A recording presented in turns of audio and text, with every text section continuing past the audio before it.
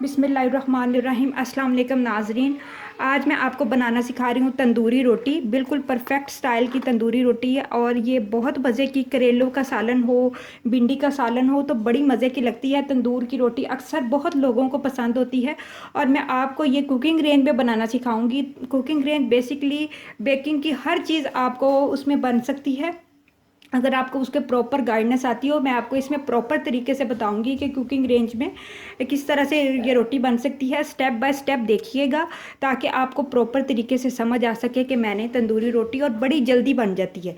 तकरीबन 3 या 4 मिनट लगते हैं और आपकी रोटी एक रेडी हो जाती है। और शौक़ के लिए तो बहुत कुछ स्ट्रगल करना पड़ता है। चलिए अब हम इसको बनाना स्टार्ट करते हैं। आप एक दफ़ा दुरूद इब्राहिमी पढ़ के हज़रत मोहम्मद सल्लल्लाहु अलैहि वसल्लम को तोहफ़ा कर दें। इसकी बरकत के साथ मेरे चैनल को सब्सक्राइब भी कर दें, बेल आइकन का बटन भी प्रेस कर दें। वीडियो अच्छी लगे तो उसे लाइक कर दें और अपने दोस्तों के साथ शेयर करें ताकि मेरी हर आने वाली वीडियो आपको मिलती रहे और मैं मज़ीद वीडियो आपके लिए बनाती रहूँ।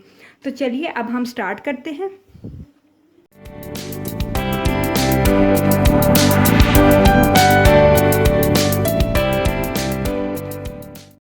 तंदूरी रोटी बनाने के इंग्रेडिएंट्स आप नोट कर लीजिए। 2 कप मैंने आटा लिया है। जो हम नॉर्मल आटा घर में जो चक्की का आटा होता है वो वाला, मेरे पास 2 कप आटा है। आप जितना मर्ज़ी अपने हिसाब से ले लें। और हाफ़ लीटर मेरे पास पानी है। पानी भी हम उतना इस्तेमाल करेंगे जिसमें ये आटा अच्छा सा गूंदा जाए। और चुटकी मेरे पास नमक है। नमक आपने ज़्यादा ऐड नहीं करना, नहीं तो आपकी रोटी सख्त बनेगी।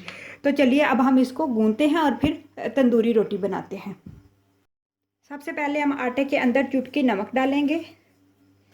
नमक डालने के बाद अच्छा सा मिक्स कर लेंगे और फिर हम इसको जिस तरह हम घर में आटा रोटी बनाने के लिए गूंदते हैं उससे थोड़ा सा हम आटे को सख्त गूंदेंगे, क्योंकि तंदूरी रोटी का आटा थोड़ा सख्त होता है। इस वजह से आपने थोड़ा सा आटा नॉर्मल आटे से थोड़ा सख्त गूंदना है। थोड़ा थोड़ा पानी एकदम से आप ना डालिएगा, थोड़ा थोड़ा करके पानी डालिएगा ताकि अच्छा सा जो है ना हमारा आटा गूंदा जाए। आटा मैंने अच्छा सा जो है ना वो उसमें पानी डाल के इसका एक टेक्सचर तैयार कर लिया। अब मैं इसको तकरीबन 10 मिनट के लिए इतना अच्छा गूंदूंगी कि ये बिल्कुल हाथ से चिपकना बंद हो जाएगा। कोई ऑयल नहीं हमने इस्तेमाल किया। अच्छा सा आपने गूंद लेना है और जितना आपने अच्छा गूंदा होगा रोटी उतनी टेस्टी और उतनी खस्ता बनेगी। अगर आप अच्छा फ़ाइन आटा नहीं गूंदेंगे तो रोटी आपकी अच्छी नहीं बनेगी। आटा हमारा अच्छा सा गूंद गया है। मैंने इसको मज़ीद 30 मिनट्स के लिए रेस्ट पे छोड़ दूँगी ताकि ये अच्छा सा सेट हो जाए। बहुत ज़्यादा हार्ड भी नहीं गूंदना कि बिल्कुल रबड़ की तरह बन जाए।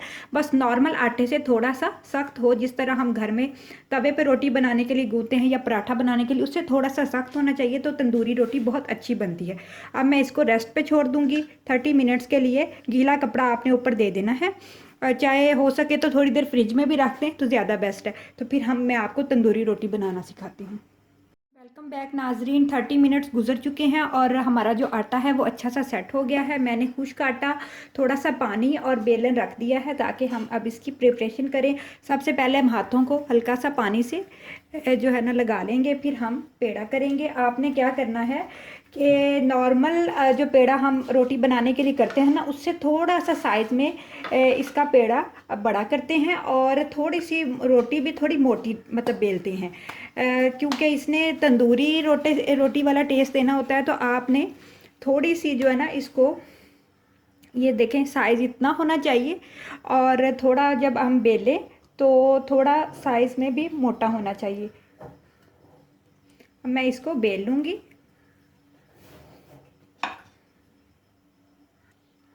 ये तो नाजरीन रोटी को मैंने बेल लिया है। आप देखें नॉर्मल रोटी से थोड़ी सी ये मोटी है। तो चलिए अब हम इसको बेक करते हैं। तवे को मैंने गरम करने के लिए रख दिया था।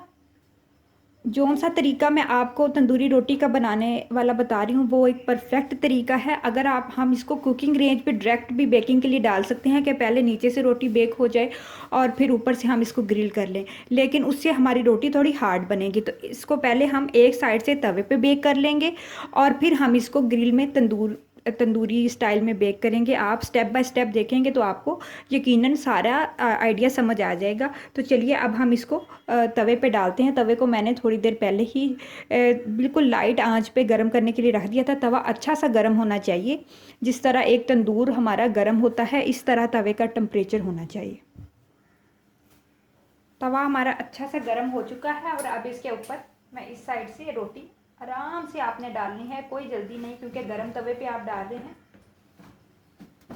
इस तरह से आपने डाल देनी है और आंच को बिल्कुल आपने स्लो कर देना है, तेज़ आंच नहीं होनी चाहिए। और अब इसको हम एक साइड से पकाएंगे। वैसे तो नॉर्मल हम रोटी डालते हैं और फिर उसको हम साइड चेंज कर लेते हैं, हमने इस तरह से नहीं करना। इस एक साइड से ये पकती रहेगी हल्की आंच पे। जब इसका नीचे से कलर बहुत अच्छा सा गोल्डन आ जाएगा इस साइड से, तो फिर हम इसको जो है ना कुकिंग रेंज में पकाएंगे। ये तो नाजरीन आप देख सकते हैं कि हमारी जो रोटी है वो नीचे से देखें बिल्कुल अच्छी सी पक गई है, कलर बहुत अच्छा सा आ गया है। तो अब मैं इसको उतार लूँगी और अब हम इसको तंदूरी रोटी बनाएंगे। और ये एक मैजिक है, आपने स्टेप बाय स्टेप फॉलो करते जाना है और आपको आइडिया मिल जाएगा। थोड़े से साइज़ में मोटी रखनी है। मैं अब इसको उतार लेती हूँ और चलिए अब हम ग्रिल को ऑन करते हैं और अब इसको बेक करते हैं।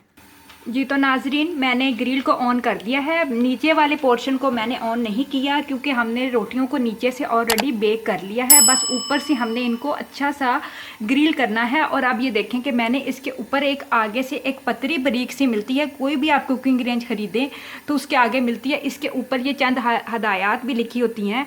इस पर लिखा हुआ है कि जब भी आप ग्रिल इस्तेमाल करें तो प्लीज़ आप इसको इसके आगे लगा दें और जो है ना ढक्कन को थोड़ा सा खुला रखें ताकि जो है ना ऊपर जो धुआं बनता है ग्रिल का वो बाहर निकलता रहे। ये इसी वजह से ही होती है, जिन लोगों को नहीं पता वो इसका यूज़ करना भी उनको आ जाएगा।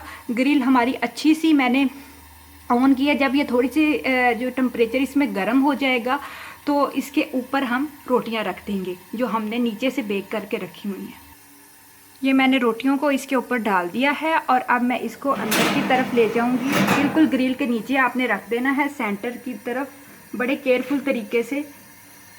और अभी तकरीबन 2 या 3 मिनट के अंदर ये अच्छी सी ग्रिल हो जाएंगी। अब ढक्कन को मैं इसके साथ अटैच कर दूंगी, ये देखें। और ये देखें साइडों से जगह भी आपको नज़र आ रही होगी। इसी तरह आपने जो है ना वो रख देना है। ये ढक्कन मैंने बंद कर दिया है। मिलते हैं 2 या 3 मिनट के बाद। जी तो नाजरीन तकरीबन 2 या 3 मिनट अभी गुजरे हैं। मैंने ग्रिल को जिस तरह आपको दिखाया है बंद कर दिया था डोर को, और मैं आपको क्लोज़ करके दिखाती हूँ कि रोटियाँ हमारी अच्छी सी बेक हो चुकी हैं। मैं आपको बाहर निकाल के भी दिखा देती हूँ। ज़बरदस्त सी हमारी तंदूरी रोटी रेडी है। कलर देखें कितना अच्छा आया है और बिल्कुल तंदूर जैसा टेस्ट है। मैं तो अक्सर बनाती रहती हूँ, खाती रहती हूँ, तो मैंने सोचा कि आप लोगों के साथ भी इस रेसिपी को शेयर करती हूँ। चलिए अब हम इसको कुकिंग रेंज को बंद करते हैं। एक बात मैं आपको बताती चलूँ, जब भी आप बेकिंग करें, ग्रिल ऑन करें या फ्लेम ऑन करें, इसके गैस का जो थर्मोस्टेट वाला बटन है टाइम से बंद कर दें। ये ना हो कि गैस चलती रहे और जब आप इसको स्टार्ट करें तो एकदम से ब्लास्ट हो जाए। थोड़ा सा कलर मैं मज़ीद चाहती हूँ अच्छा सा आ जाए, फिर हम इसके ऊपर देसी घी या बटर लगाएंगे। तो मैं अभी इसको डिश आउट कर दूँगी। जी तो नाजरीन मज़ेदार सी हमारी तंदूरी रोटी बिल्कुल रेडी है। आप इसका कलर चेक करें, नीचे से देखें बिल्कुल परफेक्ट किस्म की बेक हुई है, बड़ी क्रिस्पी सी जैसे हम बनाते हैं। अब मैं इसके ऊपर देसी घी लगा रही हूँ, गरम गरम आपने लगा देना है। बटर भी लगा सकते हैं अपनी मर्ज़ी से, इससे बहुत अच्छा टेस्ट आता है। और एक बात मैं आपको बताती चलूँ, जैसे कि गर्मी स्टार्ट हो चुकी है, अक्सर दिल करता है कि तंदूर की रोटी हो, और बाज़ार की तो अब आपको पता है कितनी बीमारियाँ पाकिस्तान में और बहुत सारे ममालिक में आ चुकी हैं। तो कोशिश करनी चाहिए कि आप हर चीज़ घर में बनाएं ताकि आपको प्रॉपर टेस्ट भी मिल सके और सफाई का भी ख़ास ख्याल रखा जाए। तो आपने इस रेसिपी को ज़रूर ट्राई करना है। मैं तो भिंडी के साथ इसको एंजॉय करूँगी, कभी करेले बना के, कभी दाल इसके साथ। तो ये रोटी अचार और लस्सी के साथ तो बहुत मज़े की लगती है। और अपना बहुत सारा ख्याल रखें, दुआओं में याद रखें, दुरूद शरीफ पढ़ते रहा करें। अल्लाह ताला सबको अपनी अमान में रखे। अल्लाह हाफिज़।